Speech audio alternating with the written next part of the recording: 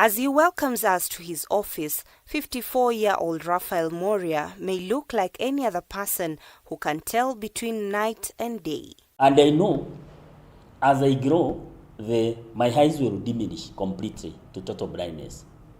But it doesn't bother me much because I've lived that way and it's something I'm prepared it will happen. However, he tells us his parents at the age of 2 realized that their son was unable to move around at night. During the day I could see when I was small. But as I age, I continued aging, my vision also went deteriorating.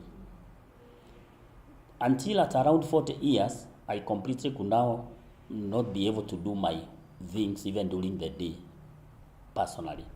I had to be assisted in most things, like in driving, reading, and most of the things which require enough vision even during the day. Raphael tells us that in 1998, he was diagnosed with retinitis pigmentosa, a genetic disorder that affects the retina, which scientifically causes loss of night vision. When I was being created, my night mood was omitted. That is genetical. Nothing can be done. It cannot be reversed. You have seen people with four fingers instead of 5 fingers. That was an omission of genetic creation time. It's called stem science. Stem cell, not science, stem cell. Yeah. So when that was omitted, the little vision I had in lawns and the cones, they are called the lawns and the cones. Lawns are for night, cones are for day. That problem now, as you proceed on, continues finishing the cells of light and the cells of day. Unlike other visual disabilities which may have interventions such as transplants, retinitis pigmentosa is inherited and is said to have no cure. There are so many types of diseases affecting eyes. Okay? Because even me, when I go around and people notice I'm not seeing, the first question they ask me, it's, CEO, why can't you buy specs?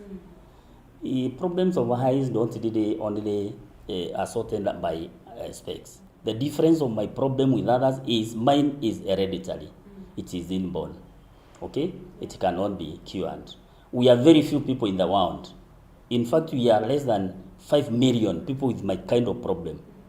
Even most hospitals I visit, when I ask the doctors, they tell me they have not met someone with my kind of problem. According to Raphael, challenges facing persons with visual disability have been made worse by lack of investment in learning facilities to accommodate them, in addition to the high poverty levels. For example, now, the schools we have for visually impaired persons in the whole country are less than 11. Those are public schools. We don't have private schools for visually impaired persons. We have rehabilitation centers, and that is money making. And even those government schools where we have children going to school, it is very expensive for parents to have the children go there. Remember also, disability, any type of disability is associated with the poverty. So what we need in schools, the government have these ideas, they know what we require, they're expensive. We need braille machines, we need the braille papers to write on. We also need computers with screen readers, so our labs are a little bit different because of the software. And while marking the White Cane Month, Raphael highlights the importance for the government to ensure accessibility and affordability of the cane to persons living with visual impairment in the country to enable them navigate through their day-to-day activities. You are able to navigate around yourself. You are able to avoid obstacles and relocate obstacles when you are walking, and you are also able to give your identity to the one around you that you are disabled so they can come for you. I have given those devices. And you can see the passion somebody picks that weight cane with, meaning they are aware they need those devices. The devices we have in the country are very expensive. Okay? Yes. A small white cane, the ones you see people carrying around, is close to 2,000 shillings. Not many disabled persons will be able to get that. I remember, a disabled person is given 2,000 by the government per month, okay, as a stipend, and not all of us, okay? So the area of devices must be looked at very well, maybe by our National Council of Persons with Disability. They should address that it is not really enough. So far, Raphael has set up this office space to help visually impaired persons through projects like online writing, shoemaking, packaging, paper making, among others. The houses, they come here because here we are equipped with internet and also a trainer. Come here, they work, and in the evening they earn their few dollars through online writing. But were it not for our training, those people would still sleep in their houses. Okay? Yes. Others, we have put others who have in wheelchairs. They sell our products like these paper khaki bags.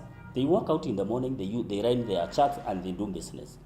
So all people who are being closed in the house because they are disability, it is because us public have not been able to empower them, to have skills, to have them walk out of the houses.